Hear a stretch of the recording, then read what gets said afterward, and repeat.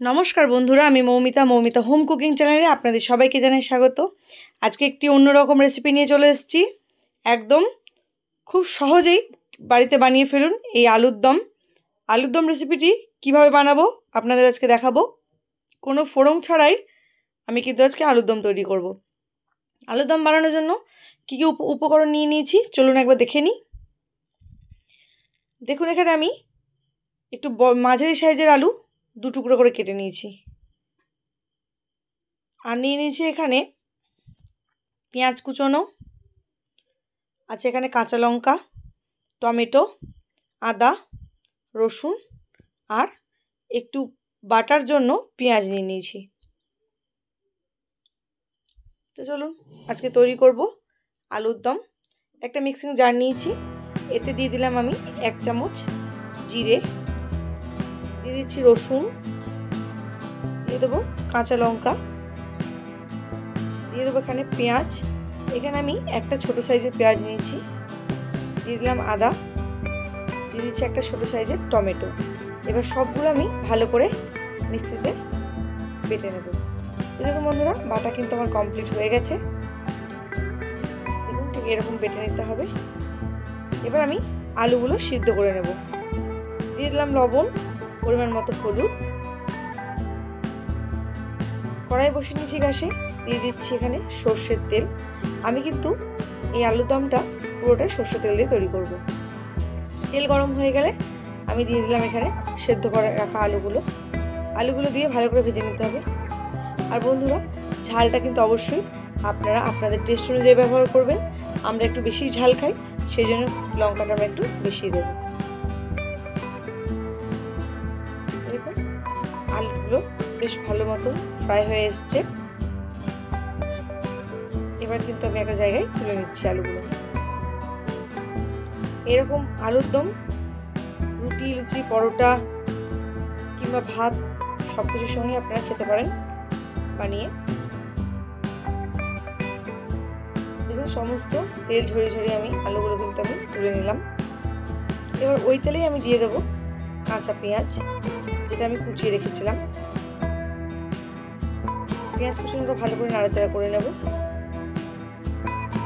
দেখুন বন্ধুরা, আমি কিন্তু কোনো কিছু ফোড়ন ব্যবহার করিনি।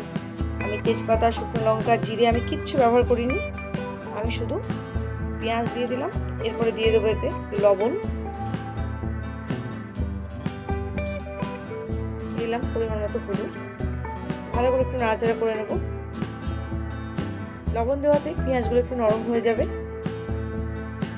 এবার আমি বেটে রেখেছিলাম যে মশলাটা, সেটা কিন্তু এবার আমি এতে দিয়ে দেবো। বাটা মশলাটা সমস্ত দিয়ে দিলাম।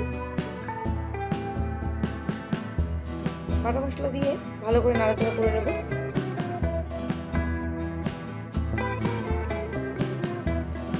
মশলাটাকে ভালো করে আমি কষিয়ে নেব, কারণ মশলাটা ভালো করে কষিয়ে নিতে হবে, নইলে কিন্তু মশলার যে একটা কাঁচা গন্ধ সেটা কিন্তু বেরোলে আলুর দমটা খেতে একদম ভালো লাগবে না।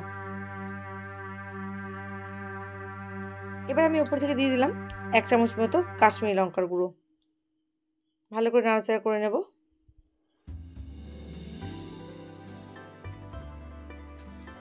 মশলাটা কিন্তু অনেকটাই কষানো হয়েছে।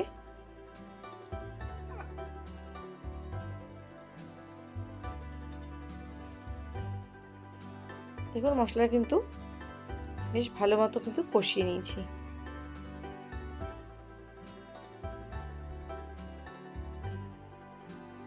তো কষানো কিন্তু আমার প্রায় কমপ্লিট।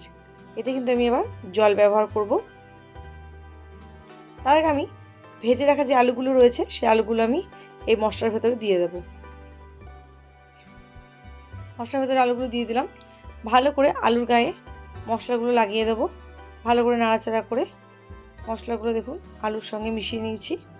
এবার আমি দিয়ে দেব পরিমাণ মতো জল।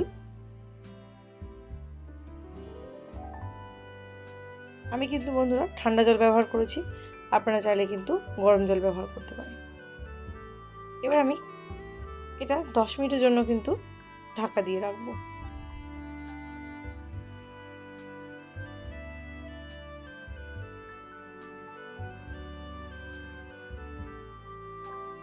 দেখুন ঢাকা দিয়ে দিলাম, ঢাকা তুলে নিয়েছি। দেখুন খুব সুন্দর ফুটতে শুরু করেছে। আলুর দমের কিন্তু গ্রেভিটাও খুব ভালো হয়ে এসছে। আবারও আমি ভালো করে নাড়াচাড়া করে নেব। বন্ধুরা খুব সাবধানে নাড়াচাড়া করতে হবে, কারণ যেহেতু আলুর দম, আলু না থাকলে একদম ভালো লাগে না।